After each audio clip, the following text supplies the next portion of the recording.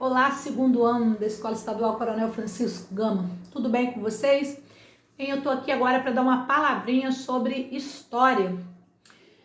Fazer um gancho aí o que nós estudamos nos primeiros meses, em fevereiro e março, até a nossa interrupção, no dia 18, para pegar como fazer um gancho aí e estudar o eixo temático, relacionar o eixo temático que nós vamos dar início agora, que é a cultura e a política na construção do Estado Nacional Brasileiro, mais precisamente aí os anos entre 1822 a 1900.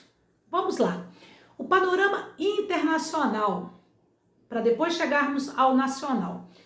Eu trabalhei com vocês a questão do iluminismo no início do ano, chegamos até a fazer prova, não foi as duas turmas, se não me engano foi a turma só da parte da manhã, o segundo ano da manhã, segundo ano A, chegou a fazer prova sobre iluminismo.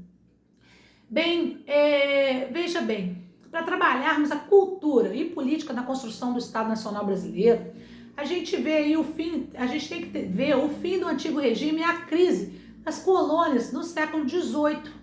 As crises das colônias, como a independência dos Estados Unidos da América, a independência do Brasil, todo o processo de independência do Brasil, que vai ter início com a chegada da família real brasileira aqui em 1808 e vai culminar no ano de 1822, que é o famoso grito do Ipiranga aí com o nosso Dom Pedro I. A independência não acontece assim, da noite para o dia, rápido, não. Teve todo um processo que a gente pode dizer que teve início em 1808, com a chegada da família real portuguesa para o Brasil. Não vieram por livre, espontânea vontade. Vieram porque estavam fugindo das tropas de Napoleão Bonaparte. Toda uma história do bloqueio continental que nós vamos ver mais adiante, que os portugueses não vão respeitar a ordem de Napoleão. Napoleão francês decreta guerra contra Portugal e os portugueses, correm, estabelecem aqui no Brasil cerca de 15 até 20 mil pessoas vieram nos navios aí, ajudados aí pela Inglaterra e se refugiaram no Brasil. Aqui permaneceram muitos anos. Pois bem, a questão do antigo regime, o que é antigo regime? Quando a gente fala em antigo regime, antes do sistema capitalista que a gente tem hoje, era o sistema mercantilista.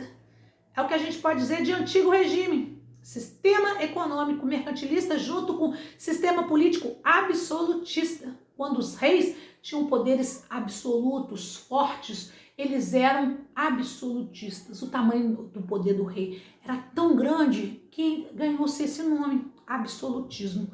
O rei mandava de forma absoluta, não existia separação dos poderes, que a gente vai ver que teve devido ao filósofo iluminista, o Montesquieu, a divisão dos três poderes, executivo, legislativo e judiciário, que nós temos até os dias atuais.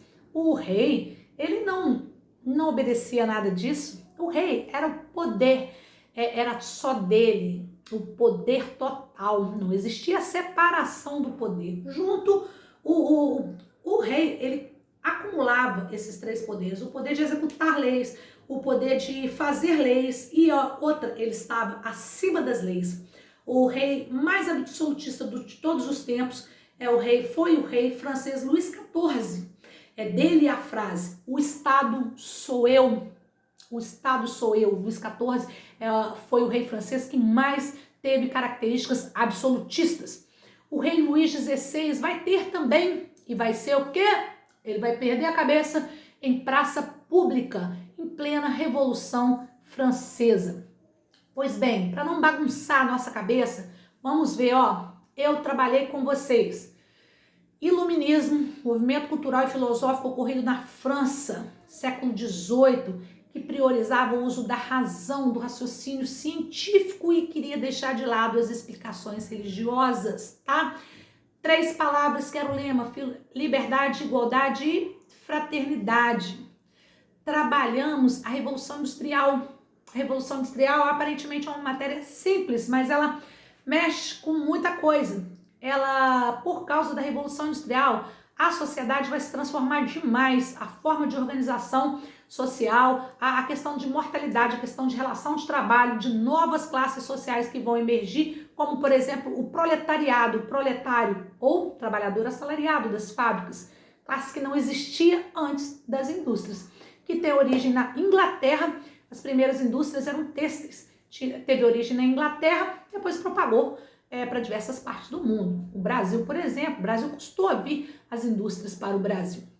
Bem, então nós vamos ver o fim do antigo regime, do absolutismo monárquico, que vigorava junto com o mercantilismo, e lembrando que, se a gente desenhar uma pirâmide social, não existia praticamente mobilidade social na época do antigo regime. Nasceu pobre, estava condenado a morrer pobre. Nasceu rico, seria rico. Praticamente não existia como se mover na pirâmide social. Então, praticamente, a sociedade ela era estamental, dividida em estamentos ou ordens sociais, que a gente pode hoje colocar o nome de classes, tá? Vocês, o autor no PET, ele traz apenas uma única atividade. Vocês vão ler o PET ali da primeira semana, que fala sobre o movimento iluminista, tá? Embora a temática seja outra, que começa com 1822, século XIX já, o autor ele faz um apanhado antes disso. Matéria que nós estudamos no início do ano, antes da interrupção, antes da pandemia. Ele te pede o seguinte, agora pense, será que essas ideias são válidas até hoje? Quais ideias?